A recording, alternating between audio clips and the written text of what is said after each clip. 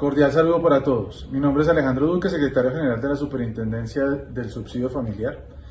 Les doy la bienvenida a esta capacitación sobre control interno disciplinario, tema regulado por la Ley 734 de 2002. Esta función está ubicada en la Secretaría General, en el grupo de control interno disciplinario liderado por la doctora Joana Camila Betancourt. Aquí se adelantan las investigaciones en contra de funcionarios y exfuncionarios que hayan podido incurrir en alguna posible o presunta infracción. En esta oportunidad, la capacitación se realizará de manera virtual,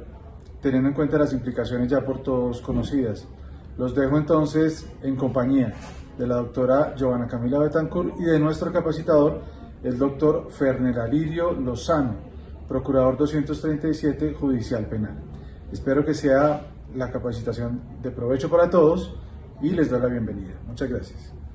Cordial saludo para todos. Gracias, doctor José Alejandro. Como usted lo menciona, hemos venido realizando anualmente este tipo de jornadas al interior de la Superintendencia del Subsidio Familiar con el fin de sensibilizar a los funcionarios en aquellas faltas disciplinarias más recurrentes al interior de nuestra organización. Asimismo, es importante socializarles que el Grupo de Control Interno Disciplinario está regulado a través de la Resolución 316 de 2019 y la Resolución 265 de 2020. Esta última reorganizó la conformación del grupo quedando de la siguiente manera. Por el secretario general, funcionario de nivel directivo de la entidad, quien hará las veces del coordinador del Grupo de Control Interno Disciplinario, de conformidad con el decreto 2595 de 2012, el cual está regulado en el artículo 11, numeral 11 de este decreto. Igualmente por un funcionario con formación en derecho perteneciente al nivel directivo de la entidad, la cual será designada por el señor superintendente del subsidio familiar, delegación que se realizó en días pasados a la delegada de gestión. Asimismo, por un funcionario público grado 21 de la entidad, con formación en Derecho, quien tendrá como funciones las establecidas en la Resolución 852 de 2018. Una vez llegue la noticia disciplinaria a la entidad, conocerá de ella el señor secretario general como coordinador del Grupo de Control Interno Disciplinario, doctor José Alejandro Duque Ramírez. De igual manera conocerá a la señora superintendente delegada para la gestión, doctora Sandra Jimena Valencia Torres, y la suscrita profesional especializada del Grupo de Control Interno Disciplinario, Joana Camila Betancourt. En el evento en que haya segunda instancia dentro de las investigaciones disciplinarias, conocerá de ellas el señor superintendente del subsidio familiar, doctor Julián Molina Gómez. En esta jornada se abordarán las generalidades del derecho disciplinario en cuanto a deberes, derechos, prohibiciones, inhabilidades, incompatibilidades y conflicto de intereses de los servidores públicos, en atención a la Ley 734 de 2002 y Ley 1474 de 2011, Estatuto Anticorrupción. Tengo el gusto de presentarles al conferencista, el doctor Fernel Alirio Lozano, Procurador Judicial Penal 237 de la Procuraduría General de la Nación, cargo al que llegó ocupando el segundo lugar en la lista de elegibles en el concurso de méritos a nivel nacional. El doctor Fernel Lozano es abogado, especialista en Derecho Penal y Ciencias Forenses, de igual manera especializado en Derechos Humanos y Derecho Internacional Humanitario de la Universidad Externado de Colombia y especialización en Calidad y Gerencia de Procesos de la Universidad EAN. De igual manera se ha desempeñado como asesor jurídico de agroindustrias, ha sido abogado litigante, se ha desempeñado como profesional universitario en la Secretaría de Hacienda del Distrito de Bogotá y en la Procuraduría General de la Nación ha ocupado diversos cargos, como sustanciador y asesor de la Procuraduría Delegada para el Ministerio Público y la Procuraduría Delegada para la Defensa de los Derechos Humanos. También se ha desempeñado como asesor del despacho del señor Procurador General de la Nación y ha trabajado en la Procuraduría Primera y Segunda Distrital. También estuvo en Comisión Especial de Servicios como profesional especializado en la coordinación de asuntos disciplinarios de esta Superintendencia de Subsidio Familiar. Nuestro capacitador cuenta con amplia experiencia en derecho disciplinario. Así las cosas, señores funcionarios, deseamos que esta jornada sea de todo su interés. Doctor Fernel, cordial saludo. Para nosotros es un gusto tenerlo nuevamente en esta superintendencia del subsidio familiar. Le doy el uso de la palabra para el desarrollo del tema que nos ocupa el día de hoy. Doctora Camila, muchas gracias por su presentación y sus palabras. Siempre es un placer saludarla a usted. Saludo que extiendo al doctor Julián Molina Gómez, superintendente del subsidio familiar, al doctor José Alejandro Duque Ramírez, secretario general de la entidad, y a la doctora Sandra Jimena Valencia Torres, superintendente delegada para la gestión, quienes muy amablemente me han abierto las puertas de hoy su casa y me han brindado el honor de dirigirme a ustedes, servidores públicos de la Superintendencia del Subsidio Familiar y contratistas, a quienes también extiendo un cordial saludo, para adentrarnos un poquito en lo que es el tema disciplinario. La Oficina de Control Disciplinario Interno de la Superintendencia ha querido generar este espacio de capacitación con el ánimo de conocer un poco más los aspectos generales y quizás relevantes de lo que es el derecho disciplinario y de la función que cumplen en ejercicio de esa potestad disciplinaria que les ha entregado el Código Único Disciplinario. Si bien es cierto, para muchos es un tema que de pronto genera algo de repulsión o escozor, también lo es que nosotros como servidores públicos debemos conocer de primera mano cuál es el régimen disciplinario que nos rige, a qué podemos vernos enfrentados ante una eventual investigación disciplinaria y sobre todo cuál es la estructura de la investigación disciplinaria para que cuando por función o por razón de nuestra función nos corresponda adelantar este tipo de procesos o colaborar como funcionarios de prueba o de práctica de pruebas en este tipo de procesos. Para ello he preparado una pequeña presentación en donde hacemos un recuento histórico de lo que es el derecho disciplinario,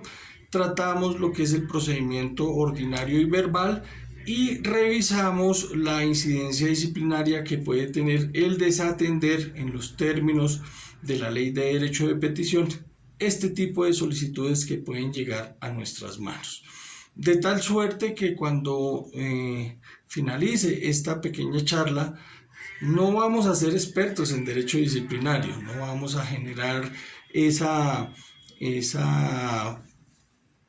situación a partir de la capacitación, pero sí por lo menos vamos a darles herramientas y elementos de juicio para entrar a determinar cuál puede ser el camino a seguir.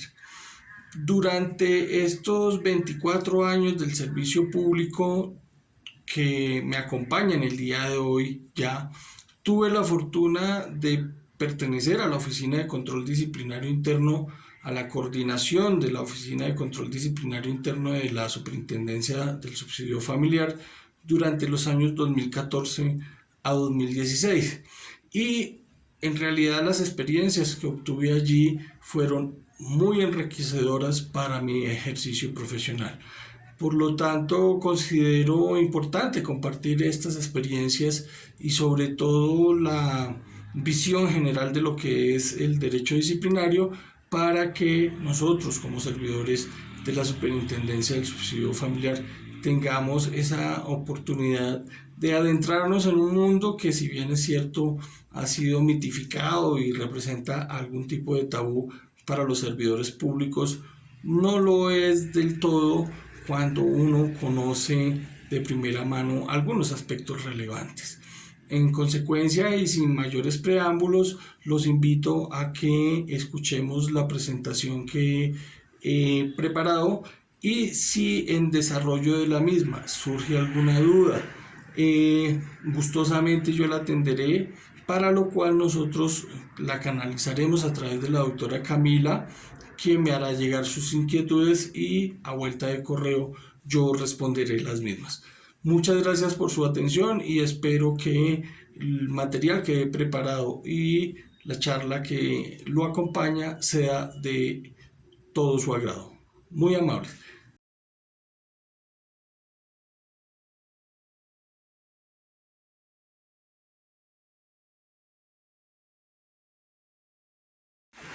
Bien, entrando ya de lleno en el tema que concita nuestra atención el día de hoy,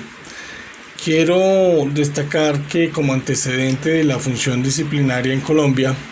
tenemos el artículo 143 de la Constitución Política de 1886, en el cual se establece claramente que corresponde a los funcionarios del Ministerio Público defender los intereses de la nación, promover la ejecución de las leyes, sentencias judiciales y disposiciones administrativas, supervigilar la conducta oficial de los empleados públicos y perseguir los delitos y contravenciones que turben el orden social. En desarrollo de este precepto constitucional se promulgaron las leyes 65 de 1938, decreto 2091 de 1939, decretos 358 y 1192 de 1940, así como toda la serie de normas que encuentran ustedes en la diapositiva. Aterrizando finalmente en la Ley Cuarta de 1990, que propendió por unificar todas estas normativas disciplinarias que, si bien es cierto apuntaban a lo mismo, eran el compendio de las interpretaciones que de este ordenamiento superior se hacía por las diferentes entidades que pretendían supervigilar la conducta oficial de los empleados públicos. Es así que la Ley Cuarta de 1990 establece un régimen disciplinario, el cual pretendía ser el aplicable a todas las entidades estatales que de alguna manera tenían que ver con la función disciplinaria. En desarrollo de la Constitución de 1991 se establece en el artículo 277 que corresponde al Procurador General de la Nación, por sí o por medio de sus delegados y agentes, las funciones que a continuación se detallan. Y en el numeral sexto de ese artículo se habla de ejercer la vigilancia superior de la conducta oficial de quienes desempeñen funciones públicas, inclusive las de elección popular, ejercer preferentemente el poder disciplinario, adelantar las investigaciones correspondientes e imponer las respectivas sanciones conforme a la ley. Este referente constitucional tiene su desarrollo a través de la Ley 200 de 1995, la Ley 734 de 2002, la Ley 1474 de 2011, la Ley 19 de 2019, cuya vigencia se difirió hasta el 1 de julio de 2021, de conformidad con el artículo 148 del Plan Nacional de Desarrollo. Frente a esto, debemos hacer un alto en este momento y hacer unas reflexiones relacionadas con lo que ustedes seguramente han escuchado hablar respecto de la sentencia de la Corte Interamericana de Derechos Humanos en el caso de Gustavo Petro contra la Nación, valga decir la Procuraduría General de la Nación, en la que se estableció y se determinó por parte de este Tribunal Internacional que al señor Gustavo Petro se le habían violado sus garantías fundamentales, entre otras la de sus derechos políticos. ¿Y ello por qué lo refiero? Porque efectivamente la Corte Interamericana de Derechos Humanos ha indicado en la decisión a la que me he venido refiriendo que la Procuraduría y por ende las oficinas de control interno no pueden imponer sanciones que limiten el ejercicio de derechos políticos. Y esto tiene que ver con exclusivamente la sanción de destitución e inhabilidad general que contiene el numeral primero del artículo 44. Es una situación que no es nueva, es una situación que viene desde el año 2006, en donde a través de diferentes pronunciamientos la Corte Interamericana de Derechos Humanos ha cuestionado frente a la competencia de la Procuraduría y por ende de las oficinas de control disciplinario interno la imposición de este tipo de sanciones, al punto que en una decisión del Consejo de Estado en el mismo caso del año 2017, atendiendo las recomendaciones de la Comisión y de la Corte Interamericana de Derechos Humanos, se le ordenó al gobierno colombiano generar una reforma al estatuto disciplinario. Por eso, y no es gratuito, que en el escenario de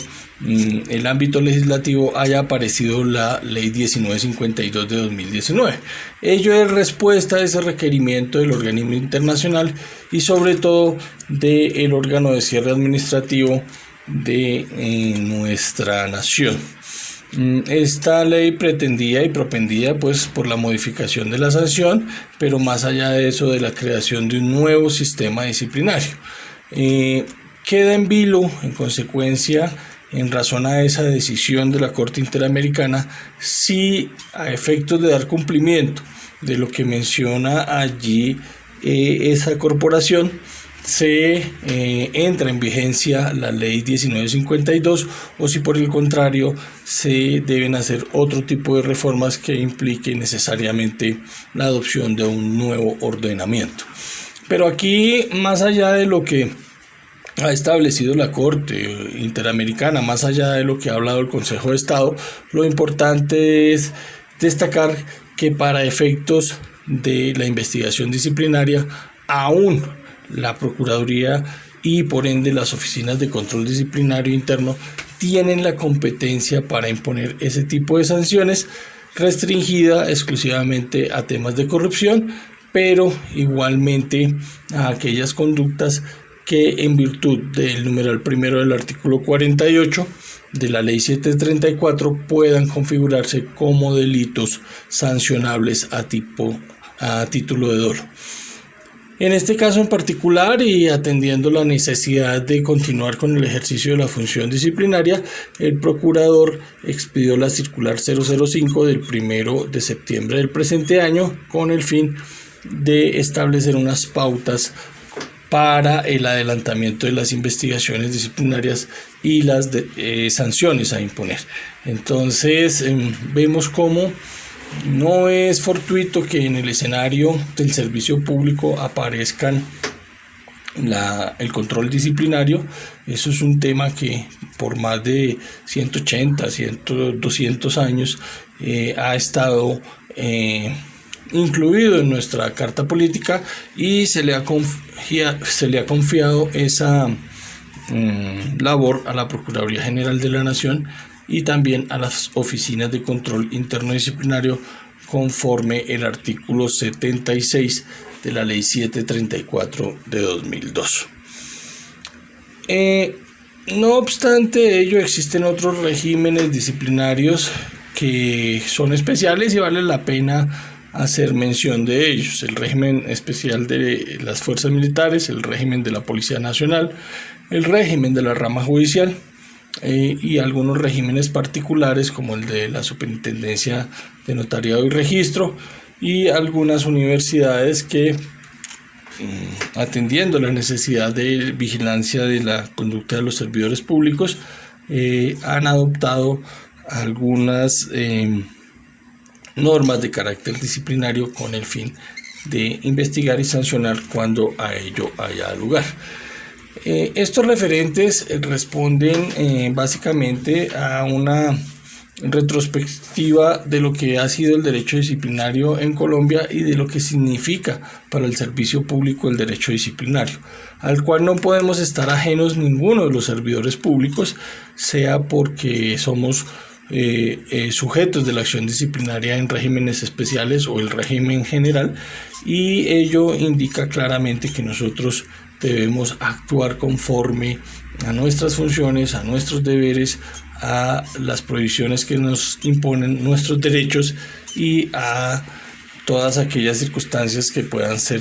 consideradas como causales de incompatibilidad e inhabilidad. Y ello necesariamente implica que podamos estar inmersos en algunos eventos en faltas disciplinarias que son sancionables. Pero nos corresponde adentrarnos en el régimen general disciplinario, el cual actualmente rige en virtud de la Ley 734 de 2002, ya que, recuérdenlo ustedes, la Ley 1952 tiene diferida su entrada en vigencia hasta el 1 de julio del año entrante, y ello no es óbice para que las oficinas de control disciplinario interno, la Procuraduría General de la Nación y las personerías sigan adelantando como titulares de la acción disciplinaria, como jueces naturales disciplinarios, la acción disciplinaria. Mucho se ha discutido de la naturaleza del derecho disciplinario, mucho se ha hablado de ello, pero vale la pena señalar que en diferentes pronunciamientos del Consejo de Estado, incluso de la Corte Constitucional, se ha referido que el derecho disciplinario hace parte del derecho punitivo del Estado, hace parte de lo que llaman los doctrinantes el ius puniendi del Estado, y que busca básicamente, en palabras sencillas, investigar y sancionar, si ese fuera el escenario, el comportamiento de los servidores públicos y los particulares contemplados en el artículo 53 y la ley 1474 de 2011,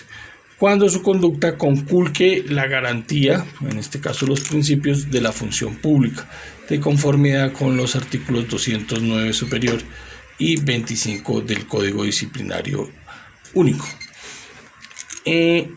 Para los efectos que nos competen ahora, constituye la falta disciplinaria los comportamientos o conductas de que trata el artículo 23 de la ley 734 de 2002, en los que por acción u omisión que sean cometidos con culpa y que sean sustancialmente ilícitos, es decir, sean antijurídicos, incurra un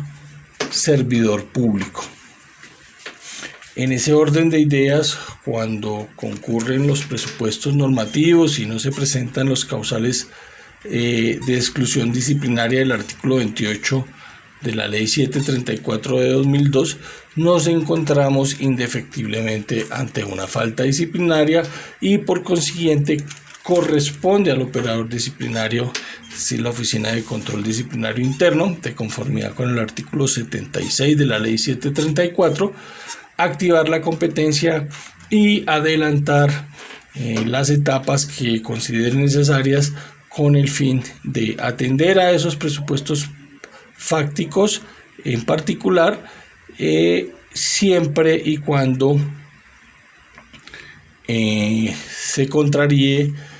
en mayor grado o mayormente la función pública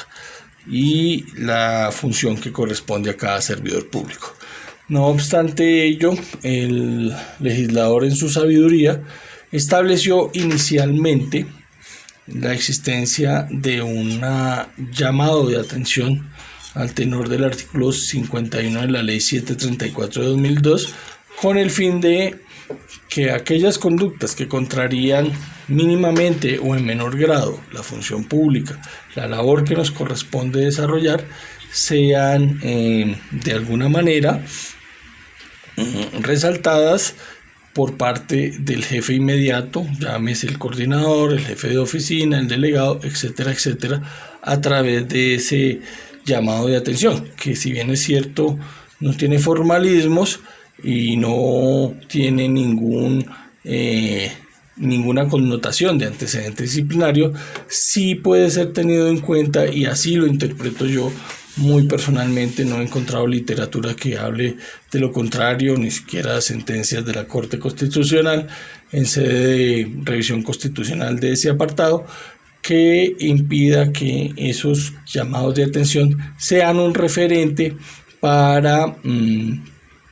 la calificación anual de servicios de aquellas personas que están en carrera administrativa o la evaluación anual de desempeño de conformidad con los decretos 1567 de 1998, ley 909 de 2004, la ley 1960 de 2019 y la regulación interna contenida en la resolución 0932 del 15 de diciembre de 2017 o aquella que la modifique, la adicione o la complemente. Entonces, este llamado de atención resulta importante como una herramienta inicial para, de todas maneras, hacer una auscultación de la conducta del servidor público, así sea que ésta contraríe en menor grado la función pública y por lo consiguiente los principios de la función pública. Como lo dije, no se requiere ningún tipo de formalismo, basta con que la persona que presuntamente infringió alguna obligación sea llamada por su jefe, se le haga saber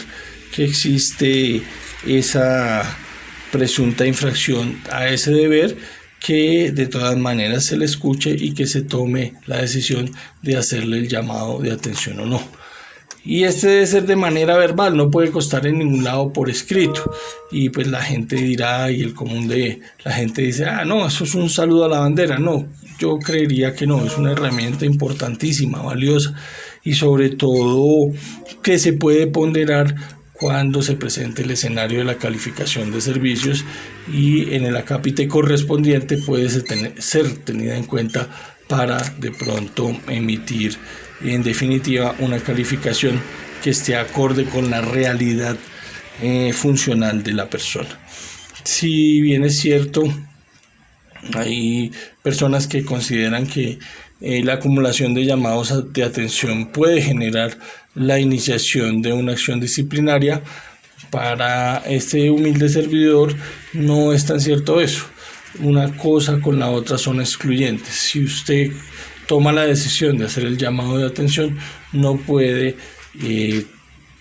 paralelamente o coetáneamente iniciar la acción disciplinaria. O toma la opción de irse por el artículo 51 o toma la opción de iniciar claramente la acción disciplinaria a través de las etapas que más adelante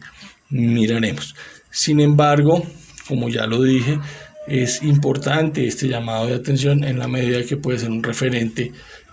a tener en cuenta en la calificación de servicios. Un ejemplo de esta situación puede ser el hecho de la persona que llega reiteradamente tarde. Nosotros tenemos como servidores públicos la obligación de atender el horario que disponga la administración, y en este caso pues existe un deber que habla de eso. Está consignado en el artículo 34, 35 de la ley 734, en donde le dice a usted debe cumplir el horario de trabajo. Si una persona reiteradamente llega tarde, y esto no implica un desmedro notorio de la administración, no implica un desmedro notorio de la función misional, pues el jefe inmediato puede optar por este llamado de atención y tenerlo en cuenta, como ya lo dije, para el efecto claro de la calificación. Bien. En igual sentido, resulta necesario hablar de cómo se inicia la actuación disciplinaria. La noticia disciplinaria, en términos generales, da inicio a la acción. Esta noticia, conforme el artículo 69 de la ley 734, puede originarse en varias situaciones, en particular el anónimo, cuando se cumple con los requisitos del artículo 38 de la ley 190 de 95 y 27 de la ley 24 de 1992, los cuales no reproduciré por efectos prácticos, pero sí que tienen que ver con que las indicaciones sean claras, sean comprobables, que se aporte un mínimo probatorio, que exista la forma mínimamente de identificar a quien individualizar, a quien da origen del anónimo, etcétera, etcétera. Adicionalmente puede iniciarse por una queja de conformidad con el artículo 152 de la ley 734. Igualmente puede originarse en un informe de servidor público atendiendo el artículo 34, numeral 24 y 70 del Código Disciplinario Único,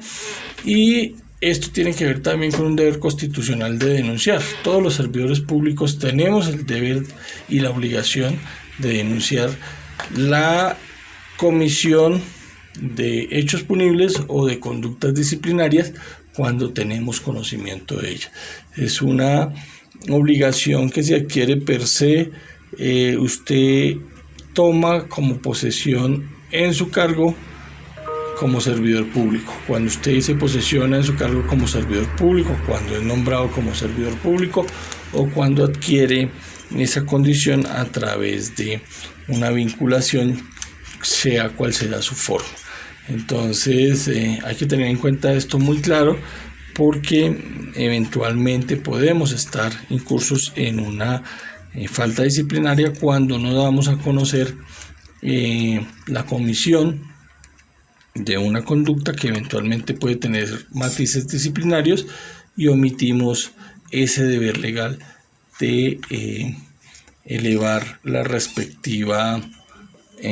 informe a quien deba conocer disciplinariamente de la conducta. E igualmente puede darse inicio por una actuación de oficio. Esta simplemente es la actuación a mutuo propio de la administración cuando advierte que se encuentra frente a alguna de las conductas que eventualmente pueden constituir falta disciplinaria. Ahora bien, cualquiera que sea la forma de conocimiento de la noticia disciplinaria, la Superintendencia del Subsidio Familiar, a través de su órgano competente, evaluará esa noticia disciplinaria dentro de los 5 días a su recepción. Ello se encuentra de alguna manera regulado en la guía disciplinaria actualizada mediante la resolución 802 del 14 de agosto y resolución 015 del 22 de agosto de 2019, que obligan a hacer esa evaluación, e igualmente de conformidad con el artículo 76 del Código Disciplinario Único, el decreto 2595 del 13 de diciembre de 2012, la resolución 0316 de mayo 28 de 2019, modificada por la resolución 0265 del 26 de agosto de 2020. Esto en lo que tiene que ver con ya la iniciación de la acción disciplinaria en sí. Esa evaluación, ¿qué puede implicar? Un auto inhibitorio de conformidad con el parágrafo primero del artículo 150 del Código Disciplinario Único, un auto de indagación preliminar atendiendo el mismo articulado, un auto de apertura de investigación disciplinaria de conformidad con el artículo 122 del Código Disciplinario Único, una remisión por competencia en los términos del artículo 34, numeral 34 y ley 1437 de 2011, y la acumulación o un auto de acumulación en virtud del artículo 34, numeral 34 de la ley 1437 de 2011. ¿Por qué es importante resaltar estas opciones con las que cuenta la Oficina de Control Disciplinario Interno o el operador disciplinario, o sea, cual sea la denominación que se le quiera poner? Porque en el caso del auto inhibitorio, en la evaluación de la noticia disciplinaria queda claro que no se puede ordenar el archivo definitivo de la actuación, es decir, atender a los presupuestos del artículo 73 de la ley 734, dado que en estricto sentido no se puede hablar de una actuación formal. Es simplemente una ponderación de la información recibida a través de algunas de las modalidades conocidas con miras a determinar el camino a seguir, iniciándose cuando se opta por la indagación preliminar o la investigación disciplinaria de la acción, formalmente hablando, en cuyo caso podemos aplicar cualquiera de los dos procedimientos, esto es el ordinario o el verbal. Pero frente al auto inhibitorio, ¿qué podemos decir específicamente? Ya lo otro lo miraremos en desarrollo de esta charla. Frente al auto inhibitorio, frente al auto remisorio por competencia y frente al auto de acumulación, ¿qué podemos decir específicamente? En el primero de los casos, para quienes no son abogados y para quienes lo son también, ello no hace tránsito a cosa juzgada. ¿Qué quiere decir? Ello quiere decir que por más de que la administración se abstenga de iniciar cualquier procedimiento, se puede iniciar el mismo siempre y cuando sobrevengan algunas situaciones que permitan inferir que efectivamente se está frente a una conducta de naturaleza disciplinaria. En consecuencia, si usted decide por inhibirse pero más adelante aparecen elementos de juicio o le allegan elementos de juicio para poder volver a evaluar esa situación que fue puesta en conocimiento en primera instancia, lo puede hacer sin que incurra en una violación al principio de non bis in idem. Y esto ha sido suficientemente decantado, ha sido suficientemente discutido, no solo por los doctrinantes, sino también por la jurisprudencia del Consejo de Estado de la Corte Constitucional, en donde refieren claramente que a pesar de que en ese momento no se toma una decisión de apertura de indagación preliminar o de investigación disciplinaria, la administración se abstiene por el conocimiento de los hechos en ese momento, pero se reserva el derecho, si así lo quieren ver, de iniciar la acción disciplinaria más adelante si sobrevienen circunstancias que así lo permitan, circunstancias y pruebas que así lo permitan. Ahora bien, el auto de remisión por competencia pues no amerita mayor análisis, ya que es una decisión en la cual la Administración, Oficina de Control Disciplinario Interno, dice no ser el competente y advierte que puede ser la misma Procuraduría u otra oficina, dependiendo de la naturaleza y la calidad del servidor público. En consecuencia, tenemos que la remisión en competencia es simplemente trasladar esa responsabilidad a otra entidad. El auto de acumulación, pues como su nombre lo indica, tiene que ser necesariamente una decisión en la cual se compilan o se hace un compendio de aquellas noticias disciplinarias que pueden eventualmente ser investigadas o decididas sobre una misma cuerda procesal. Bien, espero que hasta aquí haya quedado claro esta situación. Sin embargo, las preguntas que surjan en virtud de esta presentación pueden ser canalizadas a través de la doctora Camila, como ya lo manifesté anteriormente, y serán respondidas por el suscrito en la medida de lo posible. Bueno, nos encontramos ya frente al procedimiento propiamente dicho. Nos encontramos frente a lo que es la investigación disciplinaria o la acción disciplinaria mejor propiamente dicha. Y como ya lo referimos, puede originarse en una queja, en un anónimo, en un informe de servidor público o a través de una actuación de oficio. Para sintetizar todo lo que tiene que ver con alguna activación de la competencia disciplinaria para efectos de el propósito de esta charla, lo llamaremos queja o de oficio. Y en ese entendido, recibida la noticia disciplinaria, sea la queja o sea iniciada de oficio, podemos optar por iniciar la indagación preliminar, cuya duración es de 6 meses, de conformidad con el artículo 150 de la Ley 734 de 2002. Este tiene como propósito esencial la individualización e identificación de la persona que posiblemente es responsable de una falta disciplinaria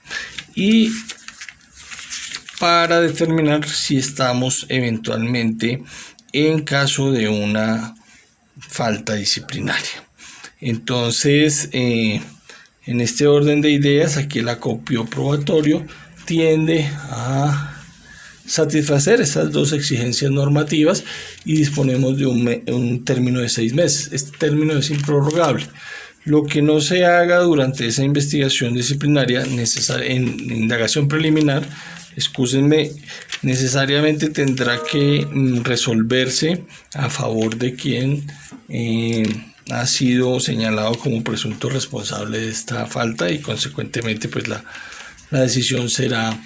de naturaleza de archivo. Entonces, como veremos más adelante. Pero en virtud de la iniciación de esta indagación preliminar, si se logra a través de un acopio probatorio determinar la existencia de un presunto responsable, identificándolo e individualizándolo, pues resulta necesario ahondar en la segunda etapa del procedimiento ordinario. Valga resaltar que la indagación preliminar no es obligatoria. Si usted tiene elementos de juicio necesarios y suficientes para determinar que ya tiene identificada o individualizada a la persona y que eventualmente presupone la existencia de una falta disciplinaria. En cabeza de esta, pues puede obviar la indagación preliminar y puede adentrarse inmediatamente en la investigación disciplinaria. Finalmente, lo que hay que decir es que la indagación preliminar puede terminar necesariamente, como ya lo había advertido, en una decisión de archivo a través dando aplicación al artículo 73 de la ley 734, y en este caso pues eso sí hace tránsito a cosa juzgada, es decir, sobre eso no se puede volver a recabar, porque ahí sí habría una franca violación al principio de non bis in idem cuando tenemos a una persona identificada e individualizada. Aquí hago un paréntesis para hacer como la diferenciación entre los términos que he usado, individualización e identificación. El primero tiene que ver con señalar a la persona por sus características físicas y por algunas peculiaridades que lo hacen ser esa persona y no otra, como por ejemplo mencionar que el presunto responsable era una persona que conducía un vehículo de tal naturaleza, cuyas placas eran estas y que usualmente se parquea en el sitio tal, y que el señor al parecer trabaja en tal o y sección, que tiene una altura de tanto, un peso de tanto, etcétera, etcétera. Esas es las características propias que lo hacen ser él y no otra persona y que permiten diferenciarlo de los demás. La identificación ya sí tiene que ver claramente con el tema de la cédula de ciudadanía, que es el único documento válido en el territorio colombiano para ello. La norma para la iniciación de una investigación disciplinaria no exige claramente la identificación. Habla de la individualización o identificación que permite orientar la investigación disciplinaria contra una persona determinada y no otra. Bien, hecho esta claridad, nos vamos a la investigación disciplinaria. La investigación disciplinaria es el resultado de la evaluación de las pruebas acopiadas en la indagación preliminar. Está plenamente detallada en el artículo 52 de la ley 1474 de 2011, igualmente que reforma el artículo 152 de la ley 734, cual fuera adicionada por el artículo 52 de la ley 1474 de 2011, y tiene una duración de 12 meses para las faltas que se consideren ordinarias y de 18 meses para las faltas gravísimas. En cualquiera de los dos escenarios es posible prorrogarlo por una tercera parte de su término inicial, y ello que implica que durante ese lapso la administración debe agotar todo lo necesario para proferir una decisión definitiva, que le ponga, no definitiva, pero sí que de alguna manera termine esa etapa procesal de investigación. Allí, ¿qué se puede hacer? Se pueden aportar pruebas, solicitar pruebas. Oficiosamente la administración, la Oficina de Control Disciplinario Interno, puede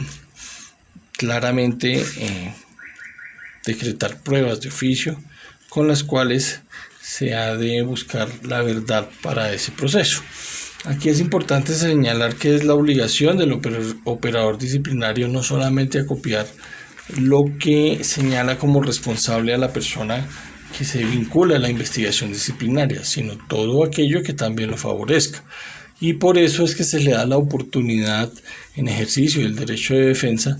a quien ha sido notificado de una apertura de investigación disciplinaria para que aporte las pruebas que considere necesarias en pos de su defensa, y adicionalmente para que designe un defensor si a bien lo tiene. Frente a ese tema en particular no es obligatorio. Algunas personas preguntan a veces si deben concurrir a una investigación disciplinaria con un defensor, pero realmente la norma no obliga sino hasta después de que se profiera el pliego de cargos. y en cuyo caso, pues como se trata de un derecho, se trata de una situación de disposición de un derecho, pues no hay lugar a esa obligatoriedad. Por lo tanto, si ustedes por razón de sus servicios se ven inmersos en una investigación disciplinaria o tienen que adelantar como funcionarios de instrucción una investigación disciplinaria, lo primero que hay que determinar es que efectivamente no es necesario concurrir a este escenario con un defensor. Esto es simplemente un comentario para ir desdibujando algunos mitos que se han creado en torno a la acción disciplinaria y algunas malas prácticas que conllevan a que de pronto uno como servidor público se precipite y empiece a pagar a abogados y demás que realmente no se necesitan. Sin embargo, como ya lo dije, a partir de la notificación del pliego de cargos, sí se hace necesario contar con un defensor cuando la persona no concurre a la investigación disciplinaria. Entonces, continuando con lo que tiene que ver con la investigación, podemos decir que igualmente la investigación termina en varios escenarios. Nos ocuparemos de dos de ellos en este momento. El primero, el que tiene que ver con el auto de cierre de investigación, en donde se le dice a la persona: mire, hasta acá se delimita por el tiempo o porque ya tengo las pruebas suficientes la investigación disciplinaria. Esto tiene que ver con el artículo 53 de la Ley 1474 de 2011, que introdujo este auto de cierre como situación delimitante de la investigación disciplinaria. Muchos dicen que no es necesaria ese auto de cierre cuando se va a adoptar por el archivo de la investigación, que viene siendo la calificación de la investigación, que sería la etapa subsiguiente. Y en este caso, esa etapa, pues la ausencia de esa etapa no invalida la actuación, no sería en mi criterio causal de nulidad. Otros tantos dicen que si el legislador previó el artículo 53 de la Ley 1474 como una etapa obligatoria del auto de cierre, el auto de cierre necesariamente hay que proferir. Y pues realmente, sea cual sea la postura por la que se opte, en mi criterio personal yo cerraría la investigación para evitar que más adelante se procure o se proponga una nulidad infundada, creería yo, pero que va a ser un poquito más largo el trámite del proceso. Una vez se profiere el auto de cierre de investigación, el funcionario de instrucción tiene 15 días para calificar la investigación. Igual eso viene en el artículo 53 de la Ley 1474 de 2011. ¿Y cuáles son las modalidades de calificación? Tenemos el pliego de cargos, que da apertura a la etapa de descargos. En el pliego de cargos, la administración ya fija su posición fáctico-jurídica frente a la conducta que está investigando y le dice claramente a la persona: usted presuntamente, porque hasta ese momento no se ha derrotado la presunción de inocencia, es responsable de la o las faltas que se cometieron en estas circunstancias de tiempo, modo y lugar, y que conllevan per se la violación de algunos preceptos normativos y adicionalmente la transgresión de los principios que rigen la función pública. Es allí donde se encuentra claramente delimitado el hecho por el cual eventualmente puede responder la persona disciplinariamente. Y en ese orden de ideas, pues se exige y se ha exigido y se seguirá exigiendo al operador disciplinario que sea lo más claro, lo más concreto y lo más detallado posible, sin entrar a generar lo que han dicho o han llamado los doctrinantes anfibología en el pliego de cargos. Y esto es importante porque eso sí garantiza el derecho de defensa. Eso sí garantiza que la persona sepa de qué se va a defender, sepa a qué atenerse, sepa qué pruebas va a pedir, sepa con qué pruebas cuenta la administración para derrotar su presunción de inocencia y legalmente las pueda controvertir. Está en boga y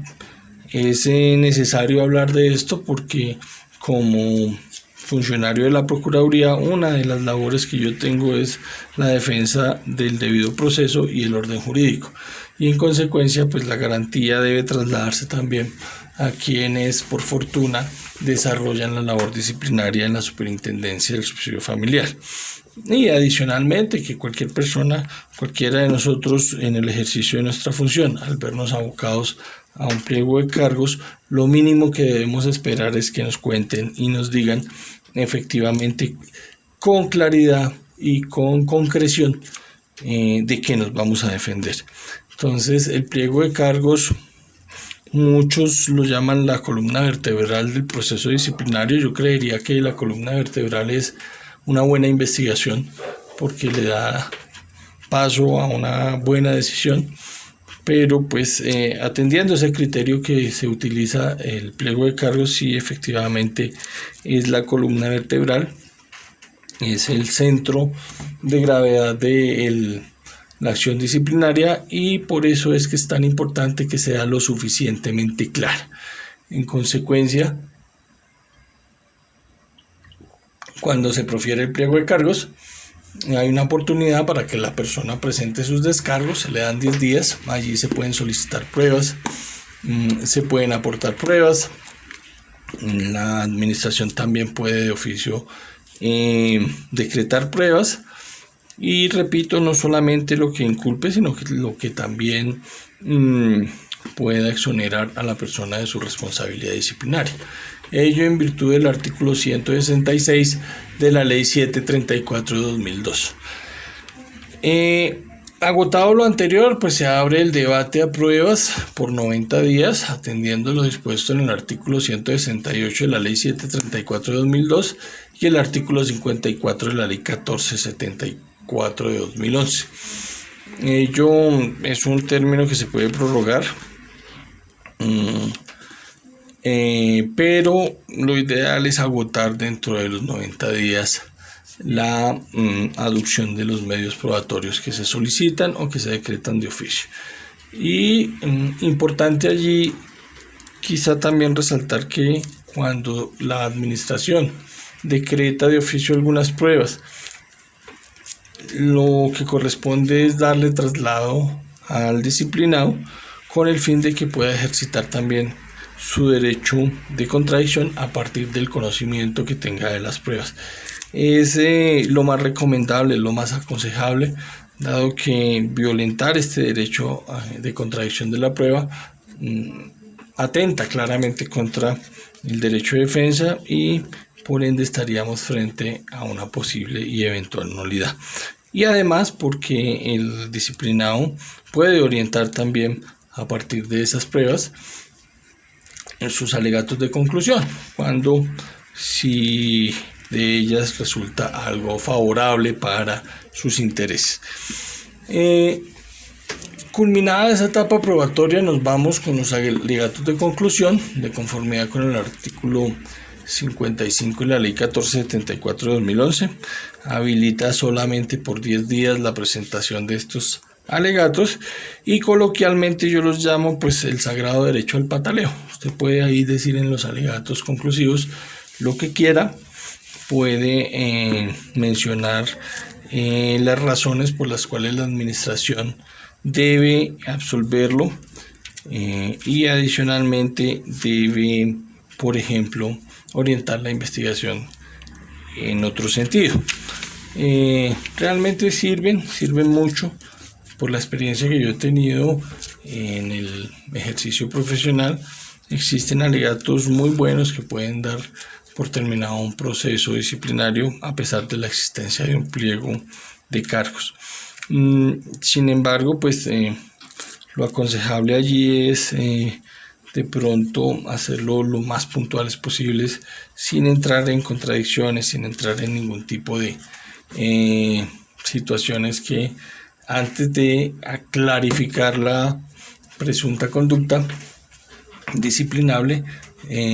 la logren enredar. Entonces, en esos 10 días cuenta el disciplinado con ese término para presentar un escrito, normalmente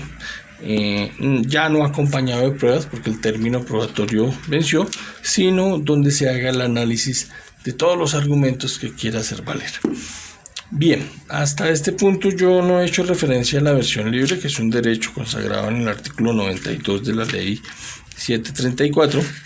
y que permite que el disciplinado deponga hasta antes del fallo de primera instancia, deponga hasta antes de proferirse el fallo de primera instancia en los términos de esta normativa. En igual sentido,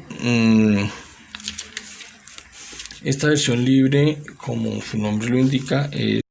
es libre de todo apremio y juramento y en ella usted puede hasta mentir, pero la limitante para ese derecho está en el término que previó el artículo 92 de la recepción de su injurada. Esto es el numeral tercero, donde dice claramente que usted antes de fallo de primera instancia puede ser escuchado en versión libre. Sin embargo, por garantía, a veces previo a proferir el fallo de primera instancia se hace un último y nuevo llamado al disciplinado para ver si decide hacerlo. Es importante también escuchar esa versión libre porque allí se pueden también aportar elementos de juicio que pueden en un momento determinado orientar el sentido del fallo. Bueno, finalizado el término para los alegatos de conclusión, se debe proferir el fallo de primera instancia en 20 días hábiles de conformidad con el artículo 56 de la Ley 1474 de 2011. Ese fallo puede ser de sentido absolutorio o condenatorio, ya aquí no cabe bajo ningún esquema el tema del archivo de la investigación disciplinaria. Se tiene que tomar una decisión fundamentada en las pruebas de descargo, en las pruebas aducidas en la investigación disciplinaria y debe ser de esa naturaleza, no puede ser de otra, o absolutorio o sancionatorio. Proferido el fallo de primera instancia, si es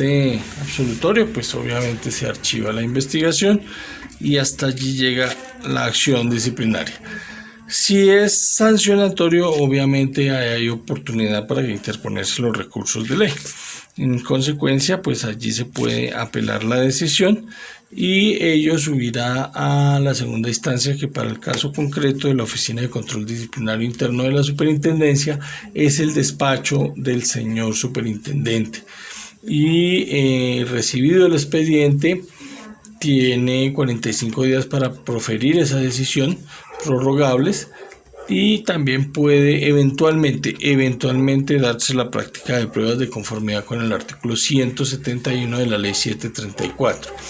En ese orden de ideas, es claro que una vez se produce el fallo de segunda instancia, puede darse dos situaciones. Una, que confirme el fallo sancionatorio o absolutorio,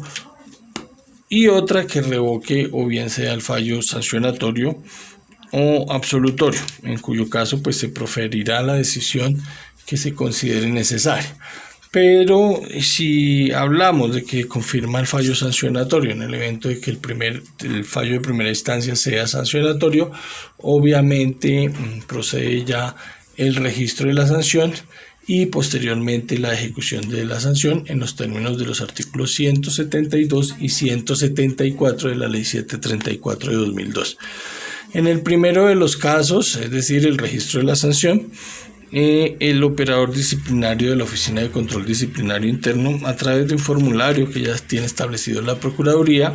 le informa a la Procuraduría el tipo de decisión y la naturaleza de la sanción para efectos de que sea incorporado en una base de datos que se llama SIRI y que conforma lo que es el antecedente disciplinario que se exige ya incluso ante las empresas privadas.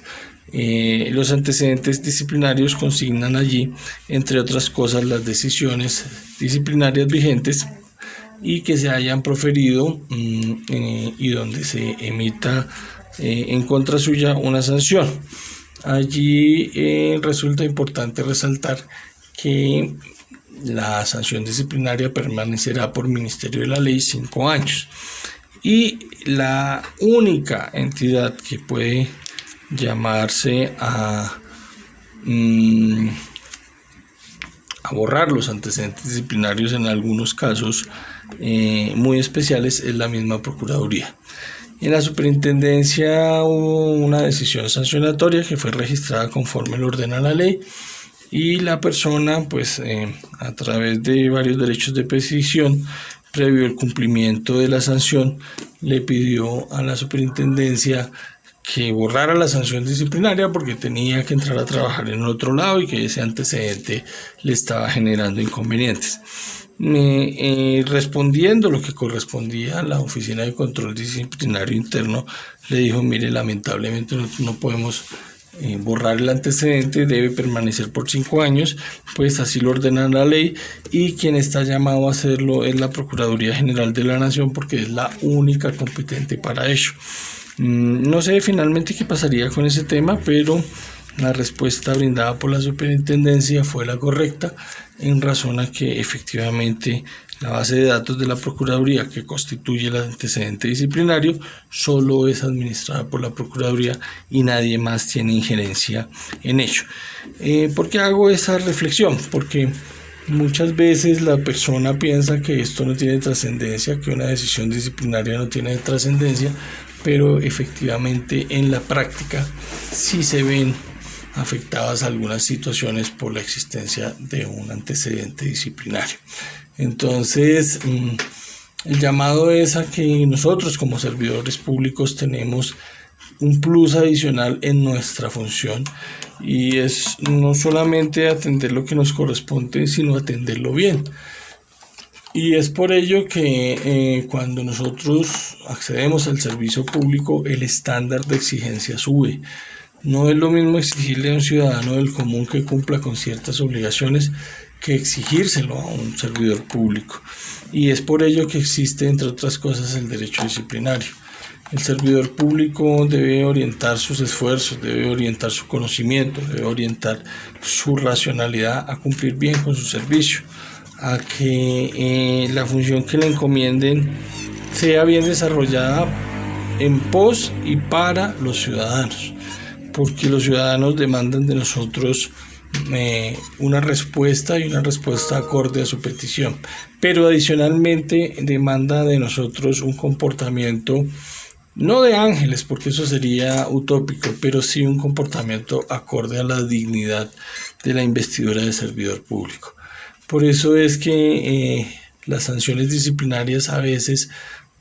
se convierten en una herramienta útil, en una herramienta necesaria para combatir fenómenos como los de la corrupción. Indudablemente, pues por mi trasegar en la superintendencia nunca conocí actos de corrupción y ello pues también habla bien de la entidad por la calidad de las personas. Por el contrario, siempre encontré personas que atendían sus funciones misionales con la mejor disposición, pero también encontré algunas que fueron objeto de sanción, que por razones diversas que no vienen al caso comentar, fueron sancionados disciplinariamente y el antecedente así no lo enseña. Entonces es importante ponerle cuidado a este tipo de actuaciones porque claramente pueden redundar en una situación que nos genere incomodidades a futuro.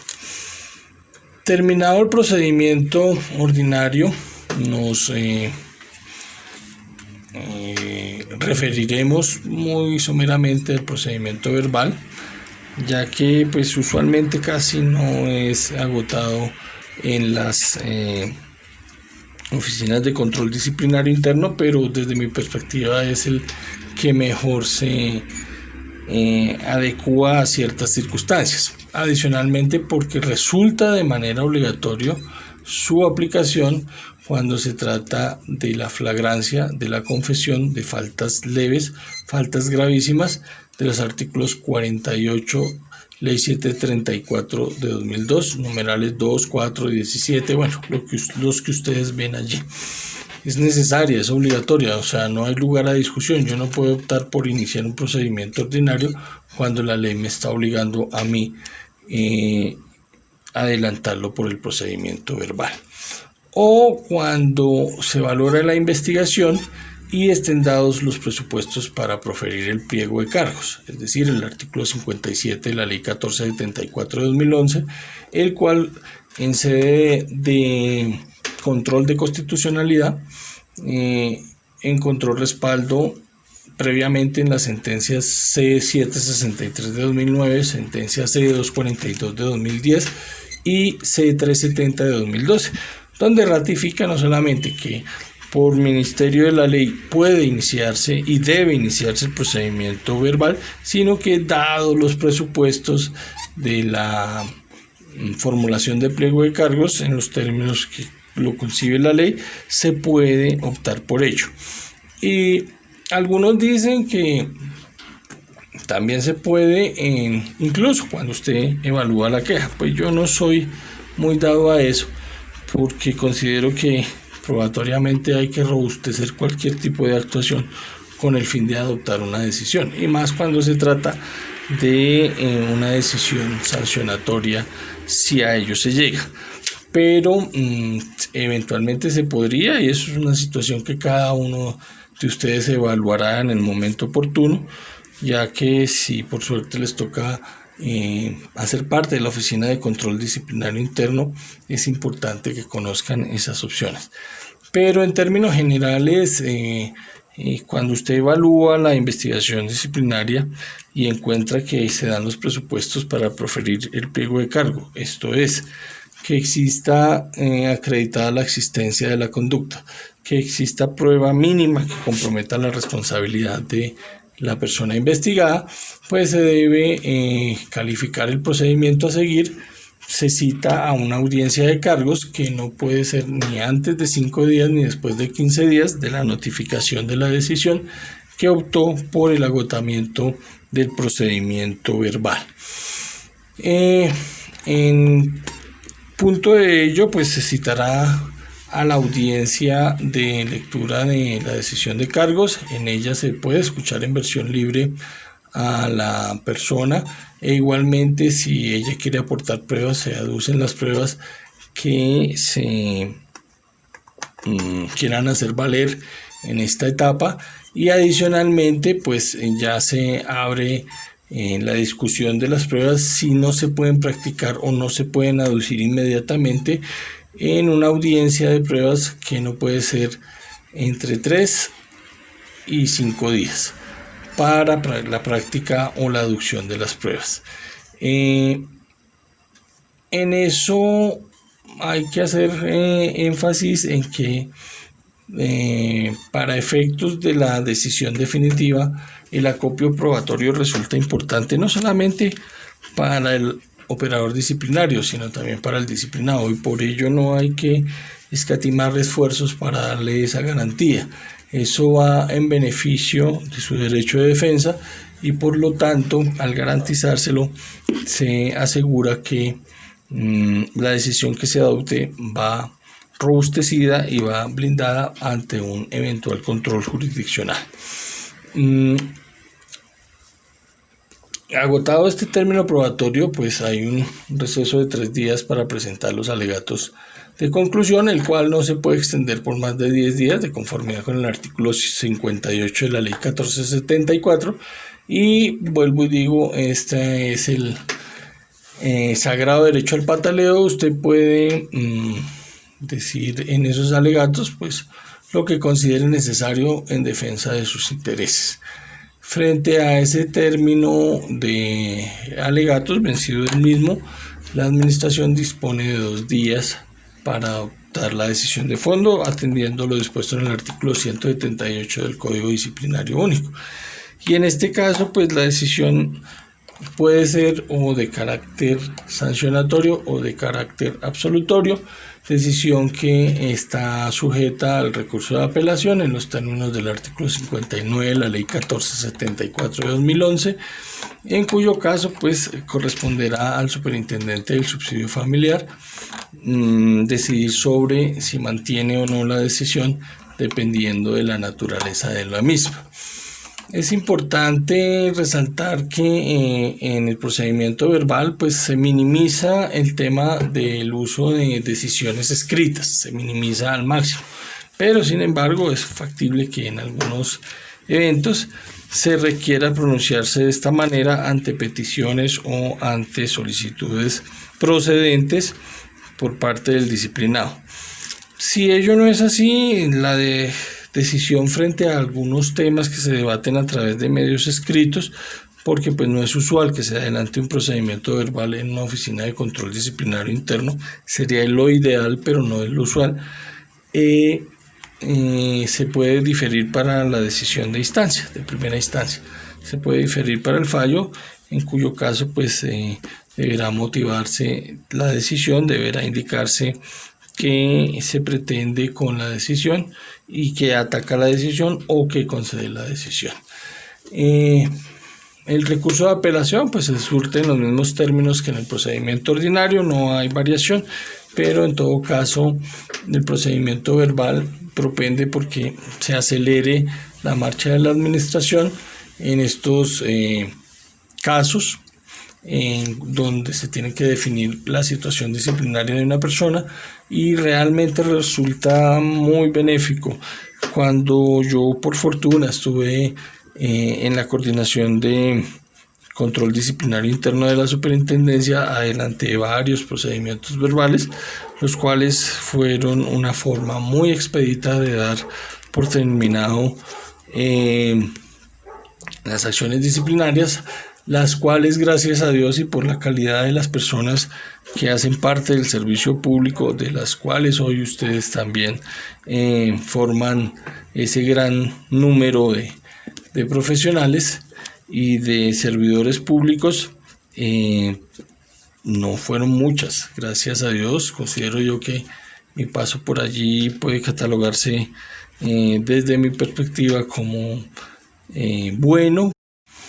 por cuanto pues realmente el número de acciones disciplinarias que se iniciaron y se fallaron pues fue reducido, dada la calidad de los servidores públicos, y eso ayuda muchísimo, realmente ayuda muchísimo, porque entender cuál es la dimensión del servicio público pues no es fácil,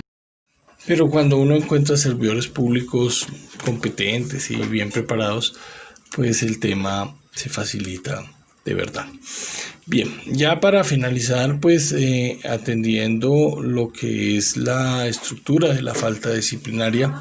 debemos decir que la conducta activa u omisiva del servidor público, a la luz de la evaluación que nosotros debamos hacer cuando nos veamos abocados a una noticia disciplinaria, debe ser referida a esos aspectos en particular. Pero adicionalmente debemos entrar a ponderar si existe tipicidad en la conducta. Esto es, si de conformidad con el artículo 23 del Código Disciplinario Único, la conducta se enmarca en una falta gravísima, en la violación del régimen de deberes, de prohibiciones, la extralimitación en el ejercicio de las funciones, la extralimitación en el ejercicio de los derechos, las incursión en una de las causales genéricas o específicas de las inhabilidades e incompatibilidades, o nos encontramos frente a un conflicto de interés. Y esto tiene que ver con la valoración de la conducta, como ya lo mencioné, pero adicionalmente a que exista en esta los componentes de las descripciones normativas que ha determinado el legislador disciplinario. Pero adicionalmente debe hacerse el cotejo de si esa conducta, que es típica, que está enmarcada dentro de un tipo que es sancionable, comporta antijuricidad. Para efectos del Código Disciplinario Único se ha llamado la ilicitud sustancial, referido en el artículo 5 de la norma ya mencionada, y que tiene que ver con el daño que se le inflige a la administración, con la conculcación de esos principios de la función pública desde la órbita de nuestras funciones. Y allí es importante resaltar que este concepto cambió un poco cuando apareció la obra de el que fuera Procurador General de la Nación, Alejandro Ordóñez Maldonado, y que tituló de la ilicitud sustancial a lo sustancial de la ilicitud. Y ello tiene, más que un juego de palabras, un análisis relacionado con la magnitud del daño que se le inflige a la administración y al servicio público. Si bien es cierto, él reclama en su obra una situación protuberante, visible, frente a esa conculcación del deber funcional y los principios de la función pública o función administrativa, no deja de soslayo aquellas conductas que de pronto, sin serlo tan, pueden eventualmente atentar contra los principios de la función pública por sí mismas. Entonces, eso es una evaluación que debe hacer el servidor público que tiene la función disciplinaria y debe ponderar si efectivamente el daño que se le produjo a la administración amerita una respuesta dentro de una sanción disciplinaria. Igualmente es necesario hablar de la culpabilidad, entendida esta como el dolo y la culpa, en sus diferentes matices. Para el régimen disciplinario existe una culpa gravísima, una culpa grave y una culpa leve, que tienen que ver con algunos aspectos relacionados con el artículo 63 del Código Civil, el artículo 21 del Código Único Disciplinario, adicionalmente el artículo 44 del Código Disciplinario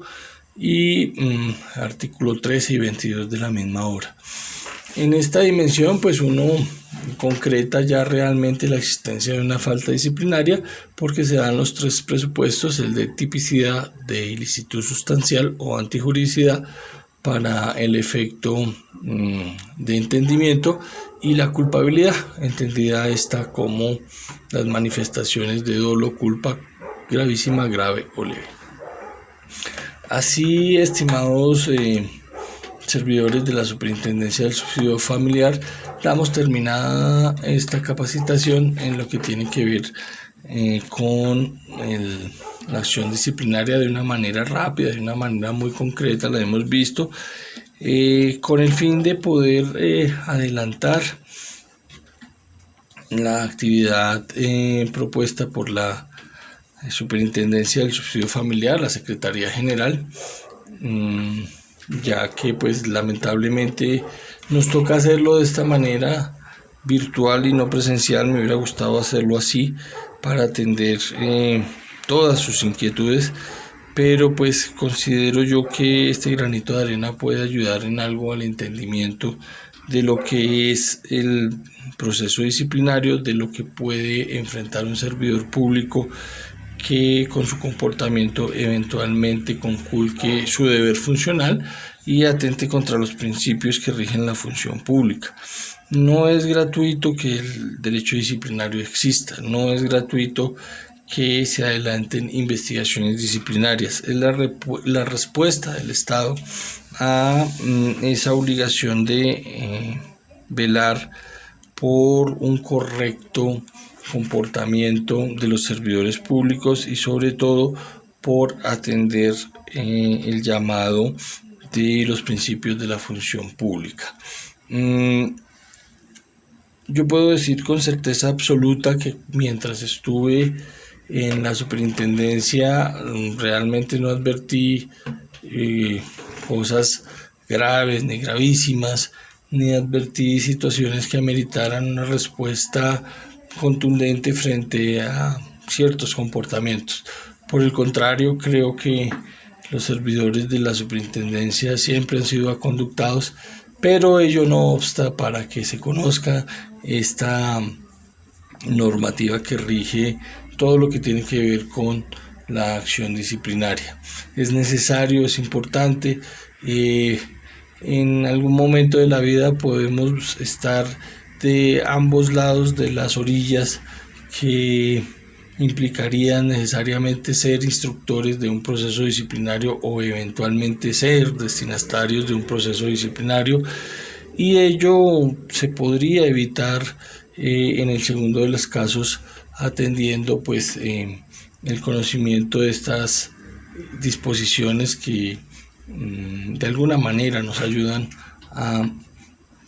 ser mejores servidores públicos y que de alguna manera nos ayudan a que nuestra función se cumpla de la mejor forma. Sin embargo, pues lamentablemente, como en todo lado, existen personas que no son tan aconductadas y requiere la intervención de la Oficina de Control Disciplinario Interno, que valga la oportunidad indicar que está en muy buenas manos. Sé de las condiciones y de las calidades de la doctora Giovanna Camila y aprovecho la oportunidad para felicitarla porque sé que ha hecho una excelente labor, máxime que la dinámica propia de la función misional de la superintendencia implica estar al tanto de muchas cosas. Igualmente considero que la nueva directiva de la entidad desde ya muestra preocupación por atender las necesidades de la misma, desde ya muestra preocupación por estar inmersos en lo que tiene que ver con el cumplimiento de todas las funciones y de todo lo que son los principios que rigen la función pública, y por ello pues me han abierto este espacio para compartir con ustedes esta presentación, para compartir con ustedes pues el tema general de lo que es el proceso disciplinario, establecer la existencia de los dos procedimientos, más o menos ilustrarlos sobre cómo funciona el tema. Sé que surgen muchas dudas en este tipo de actividades, sé que de pronto se acrecentan algunos interrogantes que gustosamente yo hubiese atendido inmediatamente si estuviéramos en la presencialidad, pero pues lamentablemente ya lo mencioné, nos vimos abocados a agotar esta actividad académica a través de la virtualidad, pero ello no implica que no se pueda de alguna manera responder a sus inquietudes, y por eso los invito a que trasladen las mismas a la doctora Giovanna,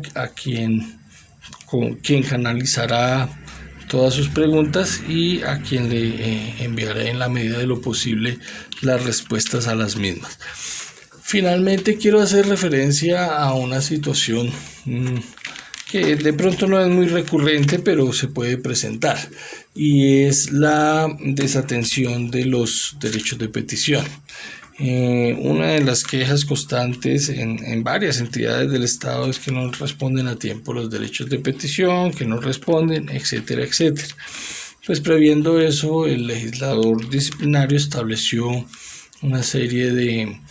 incidencias por desatender las regulaciones que hablan del derecho de petición. Encontramos la ley 1755 de 2015, los decretos reglamentarios 1069 y 1166 de 2015 y 2016, respectivamente, que modificaron la ley 1437 de 2011 en materia de derecho de petición. Allí se habla claramente en el artículo 14 que las peticiones deben ser resueltas en los 15 días siguientes a su recepción y estará sometida a término especial la resolución de las siguientes peticiones. Las peticiones de documentos de información deberán resolverse dentro de 10 días y en los términos que allí se menciona. Uno de los deberes que tiene el servidor público es responder los derechos de petición en el término legal. Y si ello implica el desmedro de la función pública, créame que terminará en un escenario disciplinario. El derecho de petición es una forma importantísima, cómo el administrado se comunica con la administración y demanda de la administración servicios y demanda respuestas. Cercenar por alguna razón esa dinámica que tiene el derecho de petición necesariamente implica que se deba dar una respuesta coercitiva frente a ese tema. Obviamente en la desatención de los derechos de petición no en todos los casos termina en ese escenario. Habrá casos en los que habrá que evaluarlo particularmente y determinar si efectivamente se conculcó o no la función pública. Pero más allá de si se está en ese escenario, lo importante de resaltar es que es una obligación nuestra, es un deber nuestro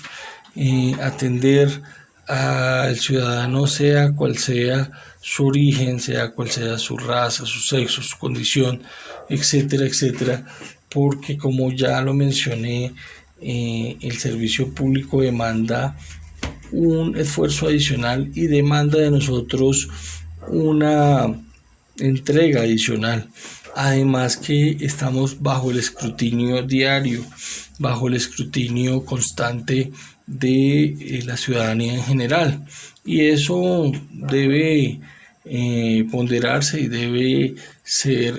referente para que nuestros actos como servidor público estén orientados a atender sus necesidades.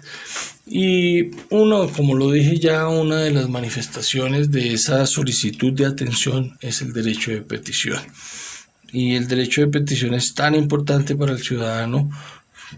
que acude a nosotros para que efectivamente le demos orientación o para que le demos una respuesta certera frente al tema. En consecuencia, desatender esos términos, no contestarlos, implica necesariamente que nosotros no estamos cumpliendo bien con nuestra función y podríamos eventualmente ser disciplinados. Yo quería compartir esto último porque pues, realmente son pocas las entidades, y creo que entre ellas cuento la superintendencia, que le dan una connotación relevante a esto y propenden por atender rápidamente lo que tiene que ver con los derechos de petición. Pero pues ello no obsta para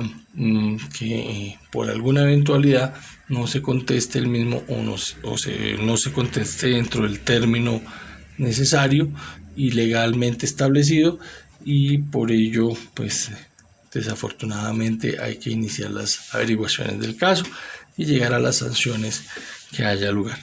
Bien, espero el compartir esta pequeña presentación, el compartir en algo lo que medianamente se conoce